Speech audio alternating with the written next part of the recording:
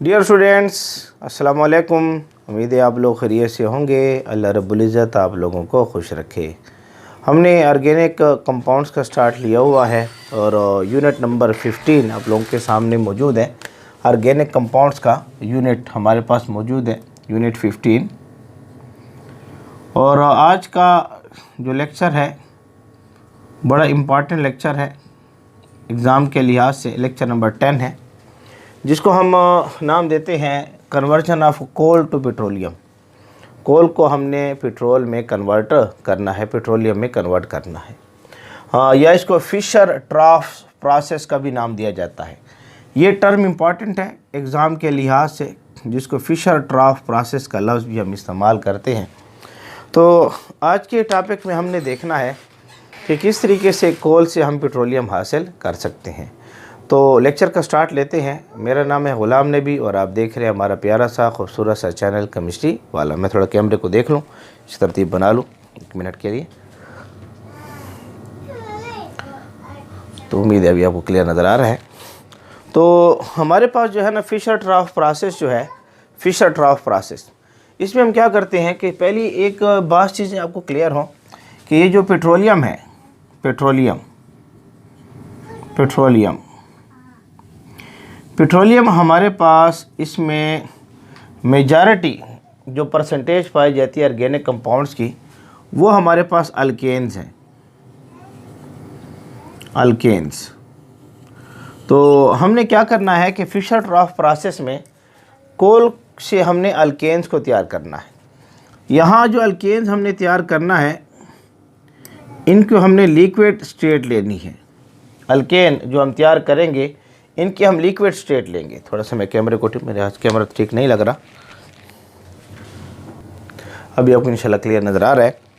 तो हमने जो फिशर ट्राफ प्रोसेस में देखना है कि हमने जो पेट्रोलियम बनाना है, पेट्रोलियम बनाने के लिए हमने पेट्रोलियम के अंदर जो मेजर प्रोडक्ट्स पाए जाते हैं वो अल्केन्स हैं। और अल्केन्स जब लिक्विड स्टेट में हो तो हम इसको पेट्रोलियम का नाम देते हैं।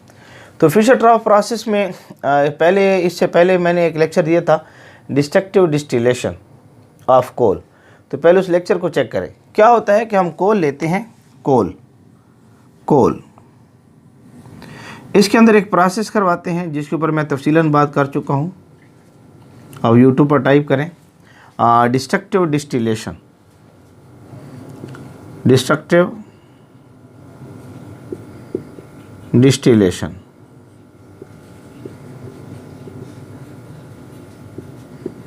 ये डिस्ट्रक्टिव डिस्टिलेशन, जिसमें हम इस कोल को हीट करते हैं absence of oxygen, in the absence of oxygen, oxygen की गैर मौजूदगी में हम इसको हीट करेंगे कोल को। हमारे पास हासिल होंगे मुख्तलिफ़ किस्म के प्रोडक्ट। कोक हासिल होगा, कोक हमारे पास हासिल हुआ था। कोल तार हासिल होगा, ये कोक, ये कोल तार। एमोनिकल लिक्वर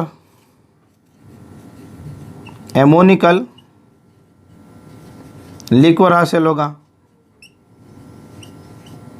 और चौथे नंबर के ऊपर कोल गैस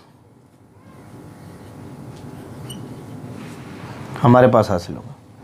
तो हमने, अगर आप इसको देखना चाहते हैं destructive distillation of coal by chemistry वाला, यूट्यूब पर टाइप करें destructive distillation of coal by chemistry वाला, तो इंशाल्लाह टॉपिक आपको मिल जाएगा।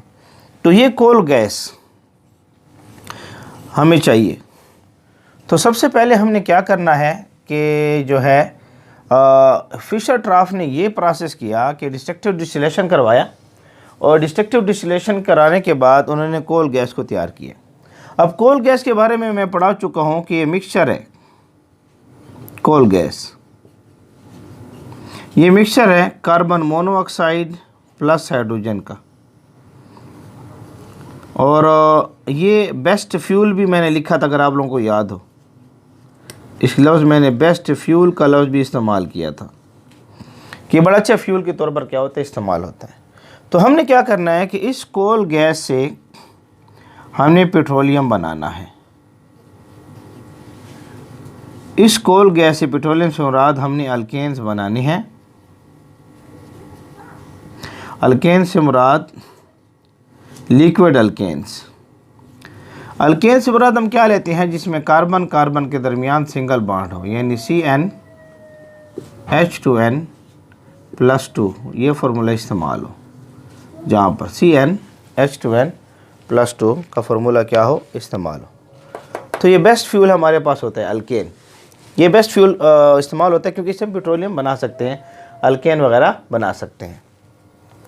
तो हमारे पास जो है कोल गैस को हमने क्या करना है, इस्तेमाल करना है। तो हमारे पास फिशर ट्राफ प्रोसेस की डिफिनीशन के अल्फाज क्या आएंगे, फिशर ट्राफ प्रोसेस की डिफिनीशन के अल्फाज, तो इसको नोट कर लेते हैं। फिशर ट्राफ प्रोसेस की डिफिनीशन के अल्फाज, तो ये फिशर ट्राफ प्रोसेस जो है हमें पेट्रोलियम बना कर देगा और कोल गैस से ही हमें पेट्रोलियम बना कर देगा। तो फिशर ट्राफ प्रोसेस की डिफिनीशन के अल्फाज अपने पास नोट कर लें कि फिशर ट्राफ प्रोसेस क्या प्रोसेस है। फिशर ट्राफ प्रोसेस में सेट ऑफ केमिकल रिएक्शन होगा जिसमें हमने कार्बन मोनोऑक्साइड हाइड्रोजन के मिक्सचर को लिक्विड हाइड्रोकार्बन में कन्वर्ट करना है। तारीफ़ के अल्फाज, the set of chemical process, the set of chemical process, the set of chemical process, मुख्तलिफ़ किस्म के केमिकल प्रोसेस होंगे, इन which through which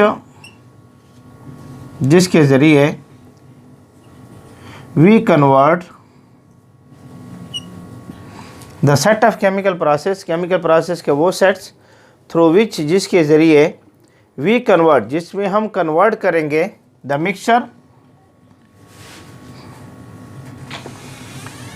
mixture of carbon monoxide plus hydrogen, जिसको हम कोल गैस का नाम देते हैं। The set of chemical process, ऐसे केमिकल प्रोसेस का सेट, मुख्तलिफ़ किस्म की कीमियाई प्रोसेस होंगे और एक नहीं होगा, दो नहीं होंगे, बहुत सारे होंगे, और जिसमें हम जो कोल गैस है कार्बन मोनोऑक्साइड प्लस हाइड्रोजन के मिक्सचर को कन्वर्ट करेंगे। We convert the mixture of carbon monoxide and hydrogen into liquid petroleum,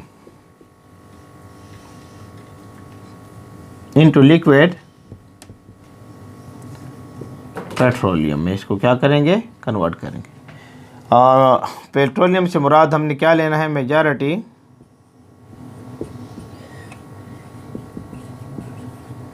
contain alkanes in a liquid form, alkanes in liquid form. तो अल्केन्स किसे कहते हैं, जिसमें carbon carbon में single bond हो, जैसे आपके पास मीथेन है CH4, इतनी ऑर्गेनिक केमिस्ट्री अपने मैटर में पढ़ी होगी। मीथेन है C2H6 है, तो इसमें ये फार्मूला सारा क्या होता है, अप्लाई होता है। एन की कीमत ले लें, यहाँ 2 ले लें, यहाँ लगा दें तो आपके पास कीमत आ जाएगी।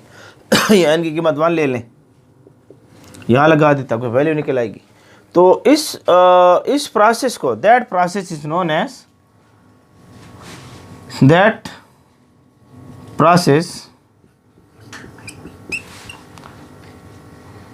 इज नोन एज, ये जो प्रोसेस हमारे पास, प्रोसेस को नाम दिया जाएगा फिशर ट्राफ प्रोसेस। तो ये जो प्रोसेस हमारे सामने आएगा, इस प्रोसेस को क्या नाम दिया, फिशर ट्राफ प्रोसेस का नाम दिया जाएगा। तो ये फिशर ट्राफ प्रोसेस आपके सामने मौजूद है, उसकी डिफिनीशन के अल्फाज आपके सामने आ चुके हैं। इसकी डिफिनीशन के अल्फाज को नोट कर लें, शाबाश पे इसकी हम तफसील करते हैं। शाबाश नोट कर लें, तब तक के लिए मैं डस्टर ढूंढ लेता हूँ। वेयर इज़ माई डस्टर, जल्दी से नोट कर लें इसको, शाबाश जल्दी से नोट कर लें, जल्दी से नोट कर लें। तो ये हमारा डस्टर रहा, इसको नोट कर लें, शाबाश। तो देखिए मैं साफ़ करने जा रहा हूँ। अब देखिए इसमें क्या होता है, अब किताब में एक रिएक्शन दिया हुआ है और हम उस रिएक्शन को देख लेते हैं, फिर इसकी तफसील करते हैं इंशाअल्लाह अज़ीज़। पहले आप तारीफ़ के अल्फाज को नोट कर लिया आपने। डिस्ट्रक्टिव डिस्टिलेशन हुई, उससे हमें कोल गैस मिली। कोल गैस में फिशर ट्राफ प्रोसेस ने क्या किया कि उस कोल गैस को पेट्रोलियम में क्या किया, कन्वर्ट किया, जिसको फिशर ट्राफ प्रोसेस का नाम दिया जाएगा। इसमें क्या है, किताब ने एक रिएक्शन आपके सामने लिखा हुआ है, अगर आप उस रिएक्शन को थोड़ा सा चेक करें, किताब के उस रिएक्शन को देखें, उसने आपको दिया हुआ है H2 + CO।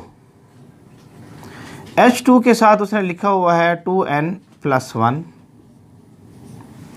2N+1 और CO के साथ उसने लिखा हुआ है N, और प्रोडक्ट उसने बनाया हुआ है CnH2n+2 प्लस उसने पानी के मालिक्यूल्स को यहाँ से निकाला हुआ है। तो ये जो आपके सामने मौजूद है, इसको नाम दिया जाता है कोल गैस, और ये आपके पास अल्केन है, अल्केन्स लिक्विड स्टेट में, इसको नाम दिया जाएगा पेट्रोलियम।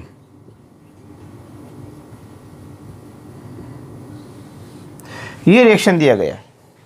अब उसने क्या किया, उसने कहा n की कीमत 1 डालते हैं, n की कीमत 1 डालते हैं, तो यहाँ 1 डालें तो क्या होगा, 2 1 n की जगह 1 डाल दें, +1 × H2 प्लस यहाँ 1 डाल दें 1 CO, तो आपके पास रहेगा यहाँ पर भी C, यहाँ 1 डाल दें, +2N, यहाँ पर भी 1 डाल दें, +2 लगा दें, प्लस यहाँ पर भी 1 डाल दें।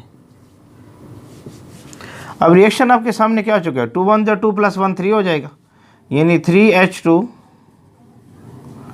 + CO 1 लिखे, कोई फ़र्क नहीं पड़ता, ये 1 लिखे या न लिखे, ये हो जाएगा C। 2 1 + 2 + 2, ये हो जाएगा CH4 + H2O। तो देखिए ये आपके पास मीथेन आ चुका है, ये आपके पास क्या आ चुका है, मीथेन आ चुका है। तो अल्केन आपके सामने बन चुका है। अच्छा, ये मीथेन गैस की हालत में है, ये मीथेन क्या है, गैस की हालत में है। हमें फिशर ट्राफ प्रोसेस ने जो गैसेस बनाई थी उनके लिए ये पेट्रोलियम का अलावा इस्तेमाल नहीं करता था, उसने ये प्रोसेस जारी रखा, उसने इस प्रोसेस को जारी रखा। आखिर हमारे पास जब हायर अल्केन्स आए, जब हमारे पास हायर अल्केन्स आए तो लिक्विड हर स्टेट में आना शुरू हो गई, यानी हमारे पास जो है कार्बन की तादाद 4 से जब ऊपर होना शुरू हुई तो फिर ये लिक्विड स्टेट में कन्वर्ट होना क्या हुए शुरू। इसको उसने पेट्रोलियम नहीं कहा, एक समझाने का तरीका है, समझा रहे हैं हम आपको। मीथेन गैस तैयार हो चुकी है लेकिन ये पेट्रोलियम नहीं है। अब उसने क्या किया, उसने यही प्रोसेस रिपीट किया, n की कीमत को उसने 2 डाला, यहाँ पर n कीमत 2 डाला, तो यहाँ 2 2 4 + 1 5 हो जाएगा, ये हो जाएगा 5H2, यहाँ 2 डाला तो होगा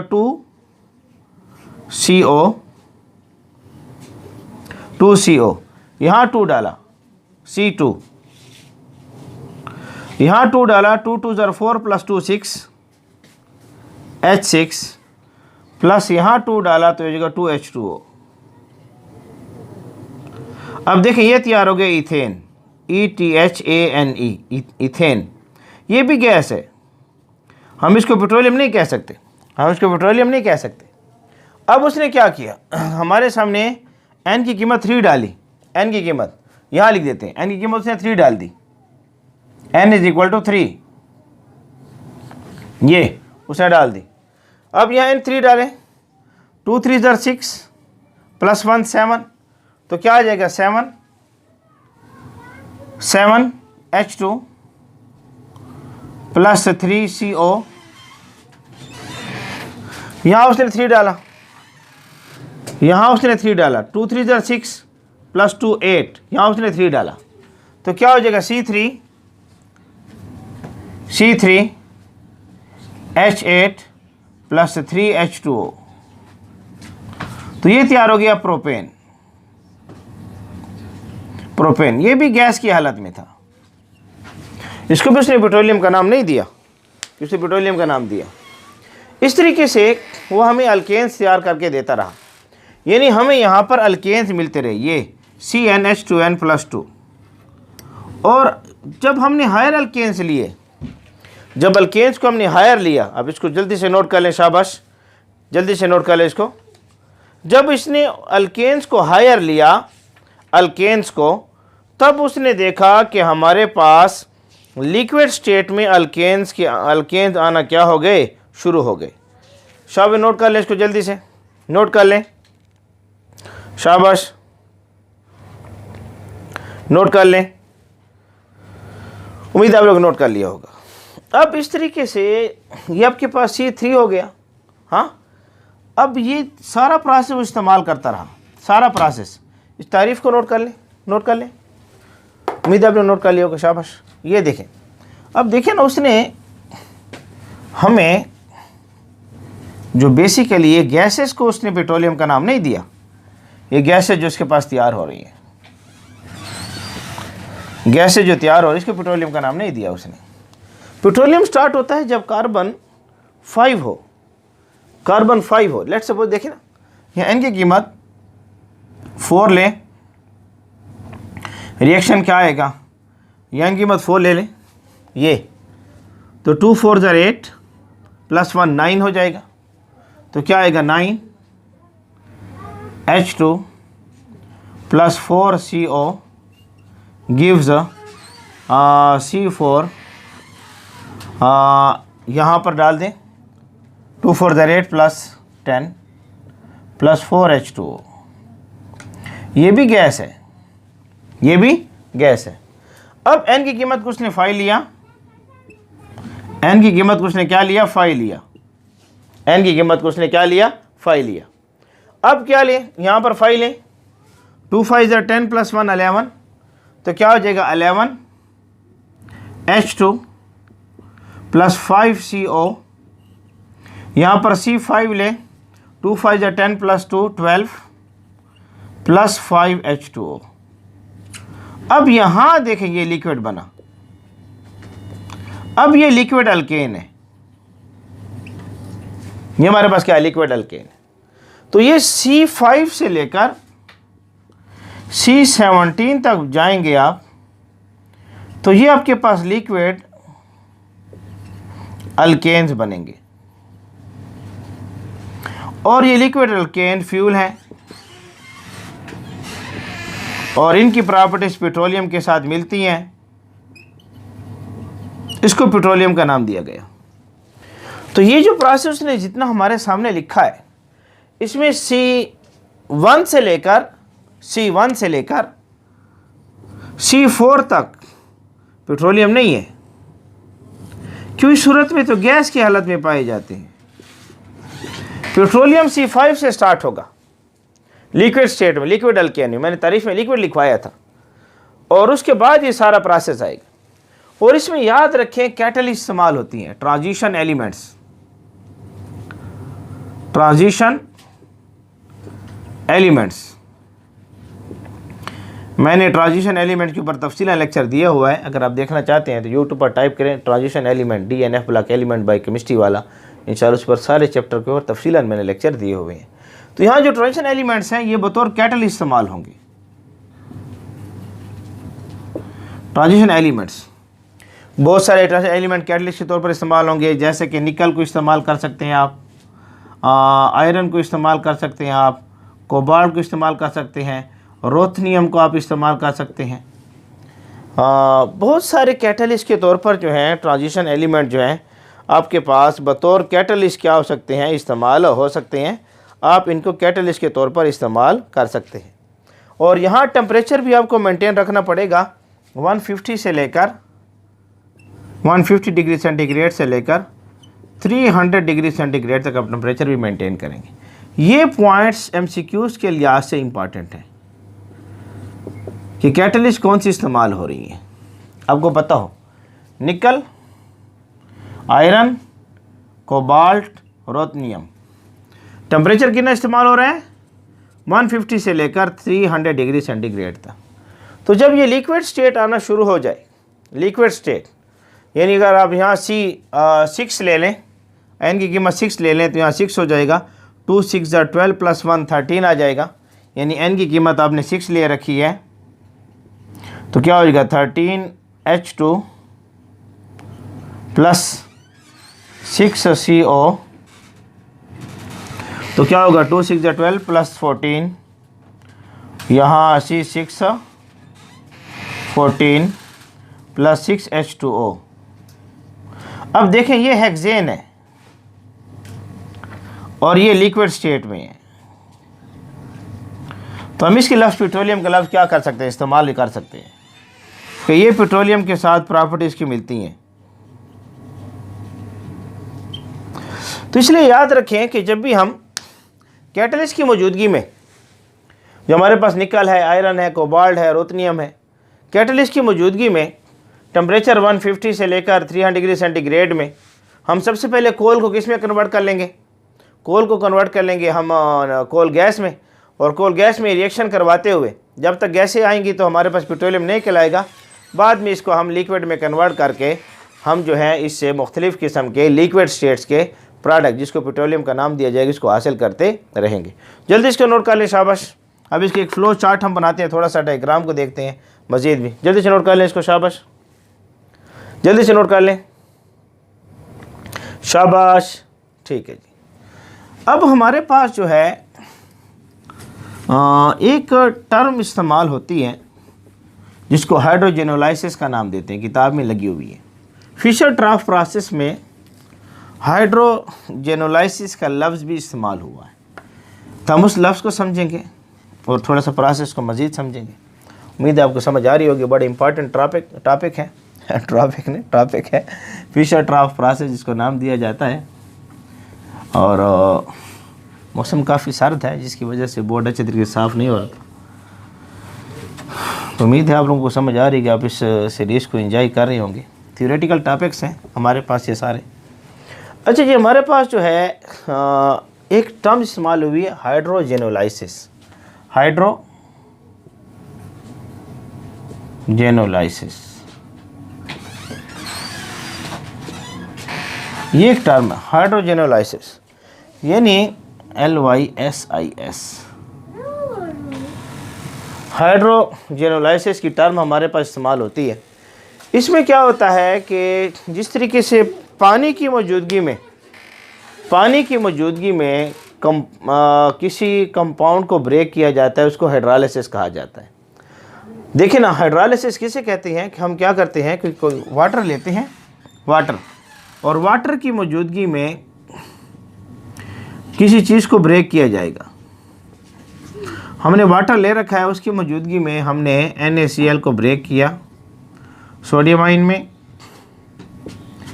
प्लस क्लोराइड आयन में। हम इसको नाम देते हैं हाइड्रोलाइसिस का नाम देते हैं, या हाइड्रोलाइसिस आप इसको कहते हैं। हाइड्रोलाइसिस उसके लिहाज से मैं पढ़ने की कोशिश कर रहा हूँ। हाइड्रोलाइसिस का लफ्ज़ आप इसके लिए इस्तेमाल करते हैं, हाइड्रोलाइसिस। तो यहाँ पानी की मौजूदगी में आप इसको तोड़ रहे हैं, सोडियम क्लोराइड्स को। हाइड्रोजेनोलाइसिस किसे कहते हैं? इसमें क्या होगा कि हाइड्रोजन की मौजूदगी में आपने CO के बॉन्ड को क्या करना है, ब्रेक करना है। हाइड्रोजन की मौजूदगी में कार्बन मोनोऑक्साइड के बॉन्ड को क्या करना है, ब्रेक करना है। यहाँ कार्बन और ऑक्सीजन के दरमियान जो बॉन्ड मौजूद है, इस बॉन्ड को आपने ब्रेक करना है in the presence of hydrogen. इसको नाम दिया जाएगा, हाइड्रोजेनोलाइसिस का नाम दिया जाएगा। तो डिफिनीशन के अल्फाज लिखें इसके। द प्रोसेस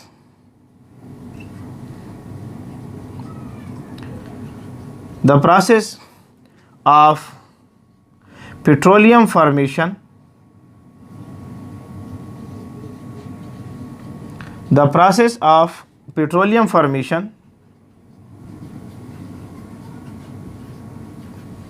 from coal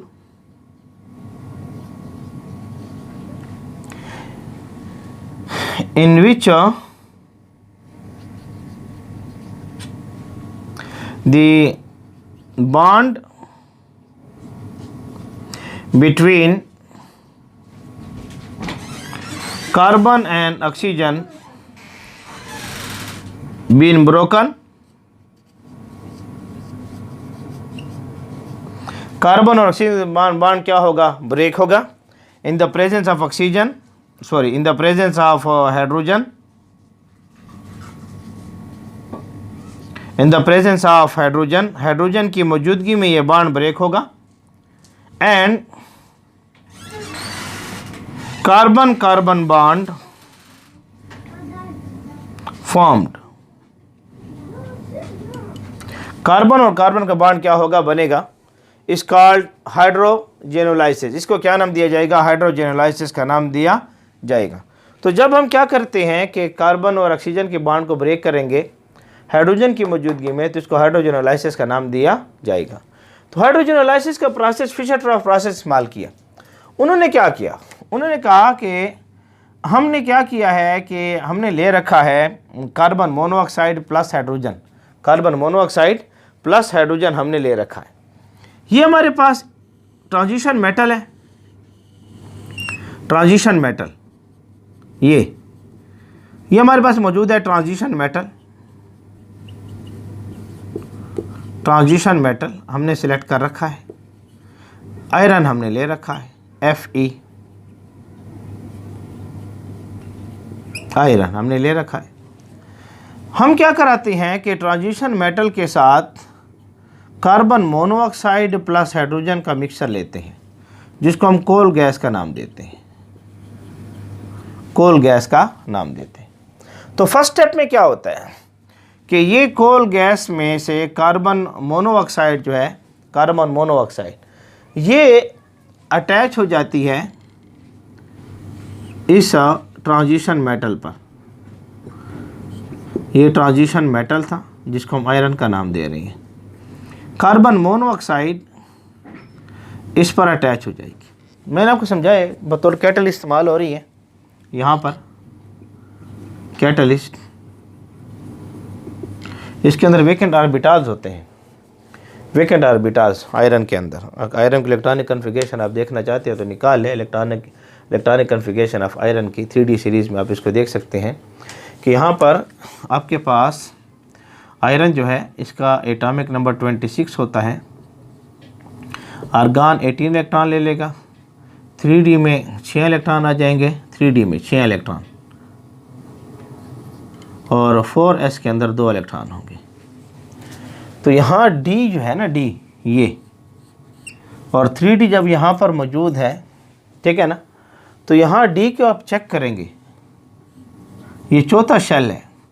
बहरहाल इसमें आप देखेंगे कि D ऑर्बिटल में आपके पास एक इलेक्ट्रॉन यहाँ मौजूद है और इसके अंदर 2 इलेक्ट्रॉन मौजूद है। अब यहाँ ऑर्बिटल्स को आप देखते हैं कि ऑर्बिटल इसमें अब मौजूद है, एक इलेक्ट्रॉन की जगह खाली है, मौजूद है।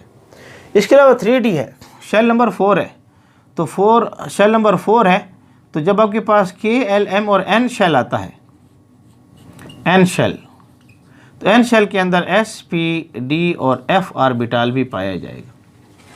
तो F ऑर्बिटल यहाँ पर मौजूद है, F ऑर्बिटल यहाँ पर मौजूद है जो एम्प्टी है, 1 2 3 4 5 6, 1 2 3 4 5 6 और ये 7, ये एम्प्टी है F ऑर्बिटल ये।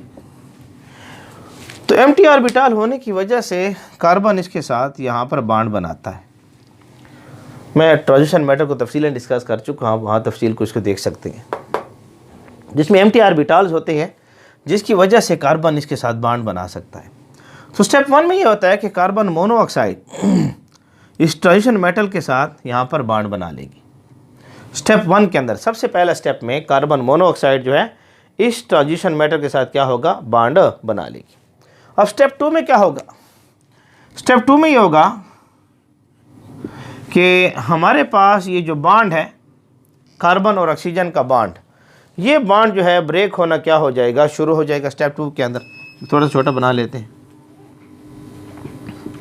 ये देखें हाइड्रोजन मौजूद है, ये आपके पास ट्रांजिशन मेटल है, आयरन है, तो यहाँ बॉन्ड ब्रेक हो गया, एक बॉन्ड कार्बन के साथ और एक बॉन्ड ऑक्सीजन के साथ बन गया, यानी ये कनेक्शन है, ये बॉन्ड नहीं है, ये कनेक्शन है। वेकेंट ऑर्बिटल की वजह से कार्बन ने यहाँ पर मेटल के साथ कनेक्शन कर लिया, वेकेंट ऑर्बिटल की वजह से ऑक्सीजन भी इसके साथ कनेक्शन कर चुका है। तो ये आपके पास जो है ये स्टेप नंबर फर्स्ट में आ जाएगा और यहाँ पर ये स्टेप नंबर 2 आ जाएगा। Step number 2, step number 2। Step number 3 में क्या होता है कि आपके पास ये हाइड्रोजन आते हैं, हाइड्रोजन, ये 2 हाइड्रोजन यहां से इस तरफ चलते हैं, इसके साथ मिलकर पानी बना देंगे H2O। और यहां से 2 हाइड्रोजन, ये 2 हाइड्रोजन यहां गए थे ना, यहां से 2 हाइड्रोजन इधर जाएंगे, तो क्या होगा, ये मेटल है ट्रांजिशन, यहां से पानी तो अलग हो गया, यहां रह गया आपके पास CH2। 2 हाइड्रोजन जाकर इसके साथ क्या हो गए, मिल गए, तो क्या बन गया, CH2 आपके पास बन गया, CH2। बात समझ आ रही है। अब क्या होता है कि अगर आप यहां चेक करें इसको, अगर इसमें खोल कर लिख सकूं CH2 को, तो यहां एक हाइड्रोजन, यहां दूसरा हाइड्रोजन, तो इस कार्बन को देखें, इसके 3 बॉन्ड बने हुए हैं, 1, 2 और 3। तो ये क्या होता है कि ये कार्बन जो है अपना बॉन्ड बनाता है और वो बॉन्ड इस सूरत में बना लेगा। इधर देखें, ये होगा CH2 और यहां एक और बॉन्ड बना लेगा, ये स्टेप नंबर 3 हो गया। तो ये मुख्तलिफ स्टेप आते जाएंगे और इन स्टेप में CH2 बनता जाएगा। यानी ये प्रोसेस हमने स्टार्ट रखना है। स्टेप नंबर 4 में हमने कार्बन मोनोऑक्साइड प्लस हाइड्रोजन का मिक्सचर लेना है और ये ट्रांजिशन एलिमेंट्स हमारे पास मौजूद हैं। ट्रांजिशन एलिमेंट हमारे पास मौजूद है ये, और यहाँ आप देख सकते हैं आयरन है ट्रांजिशन एलिमेंट। तो क्या होगा यहाँ पर कि ये सारे स्टेप क्लियर रहेंगे, ये बनेगा CH2, यहाँ बनेगा CH2, इस तरीके से यहाँ बनेगा CH2,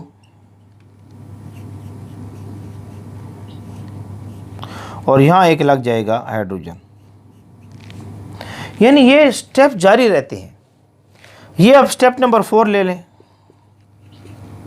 स्टेप नंबर 4 ले लें, यहाँ से स्टार्ट हो जाएगा। ये सारा प्रोसेस जारी रहता है स्टेप नंबर 4 की सूरत में आपके सामने।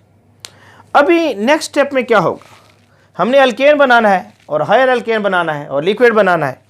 तो क्या होगा कि यहाँ से ये हाइड्रोजन जो है इसके साथ मिलेगा और यहाँ ये बॉन्ड क्या हो जाएगा, ब्रेक होगा। ये हाइड्रोजन इसके साथ मिलेगा और ये बॉन्ड क्या होगा, यहाँ पर ब्रेक होगा। देखें इस तरह। नेक्स्ट स्टेप में देखें, ये आपने ट्रांजिशन मेटल ले रखा है, यहाँ से ये बॉन्ड ब्रेक हुआ, हाइड्रोजन इसके साथ मिल गया, ये बन गया CH3। यहाँ पर CH2 वैसे मौजूद है, यहाँ पर CH2 वैसे मौजूद है। ये हाइड्रोजन इसके साथ मिला और क्या बना दिया, CH3 हमें बनाकर दे दिया। तो ये स्टेप नंबर आपके सामने 4 के बाद स्टेप नंबर 5 आपके सामने आ चुका है। स्टेप नंबर 5 आपके सामने आ चुका है। स्टेप नंबर 5, कैटलिस्ट इस्तेमाल हो रही हैं इसमें, याद रखें कैटलिस्ट यहाँ पर भी इस्तेमाल हो रहे हैं। अब स्टेप नंबर 6 में क्या होगा, स्टेप नंबर 6 में हमारे पास क्या आएगा कि यहाँ ये बॉन्ड ब्रेक करके इसके साथ मिलने की क्या करेगा, कोशिश करेगा। ये अपना बॉन्ड ब्रेक करेगा, ये अपना एक बॉन्ड ब्रेक करेगा और ये आपस में मिलेंगे। स्टेप नंबर 6 में, स्टेप नंबर 6 ये इसको साफ़ कर दूँ, सब नोट कर ले इसको। ये स्टेप नंबर 5 स्टेप नंबर 6 वहाँ करते हैं, इसको साफ़ कर लूँ, शाबाश। उम्मीद है आपने नोट कर लिया होगा। हाइड्रोजन एनालिसिस से मुराद क्या है, जिस तरह पानी की मौजूदगी में कोई कंपाउंड ब्रेक हो उसको हाइड्रोलाइसिस कहते हैं, और हाइड्रोजन की मौजूदगी में जब कार्बन मोनोऑक्साइड का बॉन्ड ब्रेक हो और कार्बन कार्बन अल्केन का बॉन्ड पैदा हो तो इसको हाइड्रोजेनोलाइसिस का नाम दिया जाता है। हाइड्रोजन की मौजूदगी में, नहीं यहाँ हाइड्रोजन पानी वाला काम कर रहा था, इसको हाइड्रोजेनोलाइसिस का नाम दिया जाएगा। अब हमारे पास स्टेप आ रहा है, स्टेप नंबर 5 हमारे पास आ रहा है। स्टेप नंबर 5 में क्या होगा, देखें ना, स्टेप नंबर 5 ये था आपके पास, यहाँ लिख लेता हूँ स्टेप नंबर 5 को। स्टेप नंबर 5 जो था आपके पास, उसमें क्या था कि आपने ट्रांजिशन मेटल ले रखा था ऐसे, ये ट्रांजिशन मेटल आपने ले रखा था और यहाँ मौजूद था CH3, यहाँ मौजूद है CH2,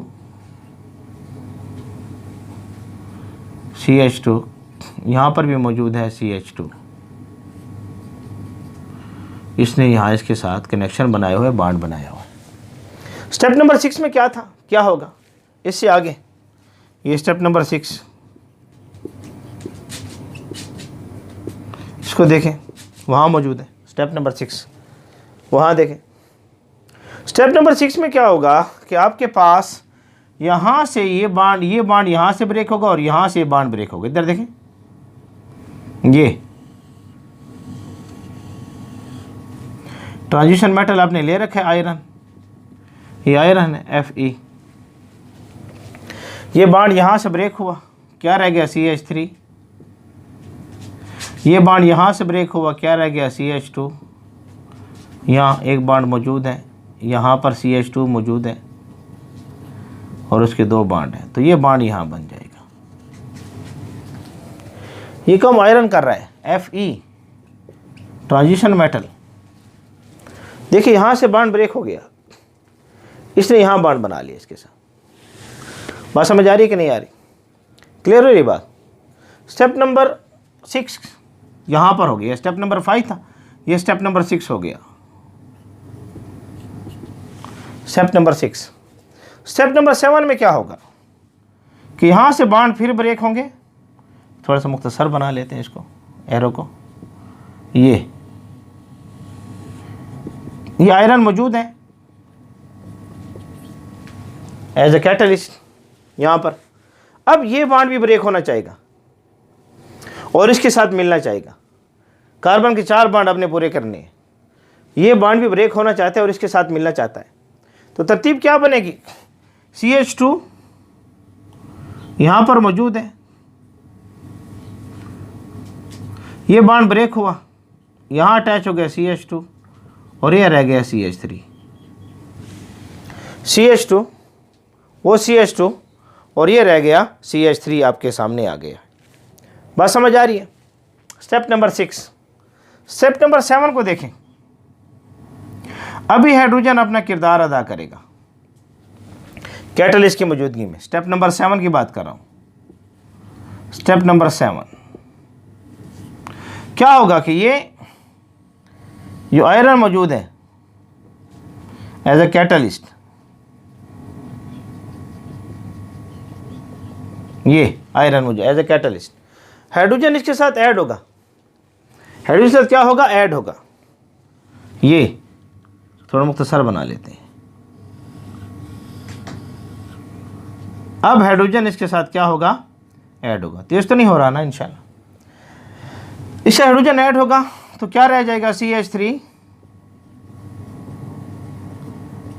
CH2, CH3।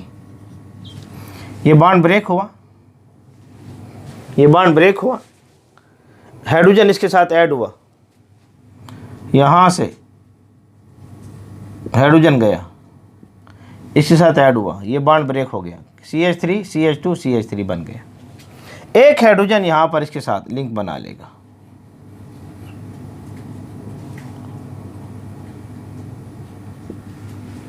इससे लिंक बना लेगा तो ये आपके पास CN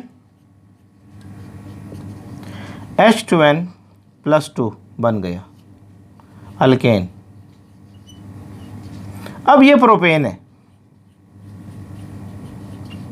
ये क्या है, प्रोपेन, और ये गैस है। हमने इस तरीके से प्रोसेस को रिपीट करना है। 4 कार्बन हमने ले लेना है, हमें इसे यहाँ पर 4 कार्बन भी हासिल होगा। इससे CH3 CH2 CH2 CH3 butane हासिल हो जाएगा। ये भी गैस है। फिर इसे हमें CH3 CH2 CH2 CH2 CH3 हासिल होगा। ये हमारे पास पेंटेन है, पेंटेन, और ये लिक्विड में है। तो यहाँ से पेट्रोलियम बनना स्टार्ट हो जाएगा। तो ये जो प्रोसेस है जिसमें पेट्रोलियम बना रहे हैं हम, इसको फिशर ट्राफ ने ईजाद किया था और इसको फिशर ट्राफ प्रोसेस का नाम दिया जाता है। तो ये हमारे पास conversion of coal to petroleum था। मैं साइड पर हो रहा हूँ, इसको नोट कर लें। शाबाश, जल्दी से नोट कर लें, नोट कर लें, नोट कर लें। शाबाश, उम्मीद है आप लोगों ने नोट कर लिया होगा। तो मेरा आज का टॉपिक था conversion of coal into petroleum, Fischer Tropsch process. बड़े इंपॉर्टेंट टॉपिक एग्ज़ाम के लिहाज से। बस पढ़ते रहें, मेहनत करें, हमारे साथ जुड़े रहें। अल्लाह रब्बुल इज़्ज़त आप लोगों को खुश रखे।